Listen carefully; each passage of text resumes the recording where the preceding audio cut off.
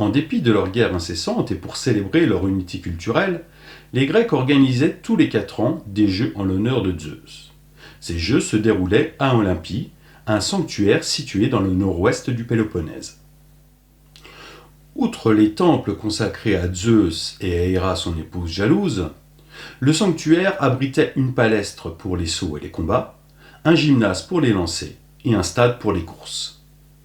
D'après la légende, les Jeux olympiques ont été fondés par Héraclès dans le but de rétablir la paix entre les Grecs. Ainsi, et durant toute la durée des Jeux, les cités devaient-elles observer une trêve et mettre fin à leur guerre fratricide. Égard à ceux qui contrevenaient à la règle. En 420 avant Jésus-Christ, les Spartiates ont été exclus des Jeux pour ne pas avoir respecté la trêve olympique durant la guerre du Péloponnèse. Ces Jeux duraient 7 jours et commençaient par des sacrifices en l'honneur de Zeus et d'Héra.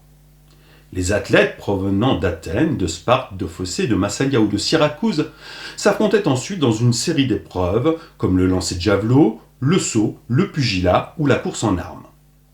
Au 7e jour, les vainqueurs étaient récompensés d'une couronne d'olivier et participaient à un immense banquet. Les Jeux olympiques de l'Antiquité ont donné naissance à des héros de légende. Le lutteur Milon de Crotone a remporté ces Jeux à 6 reprises.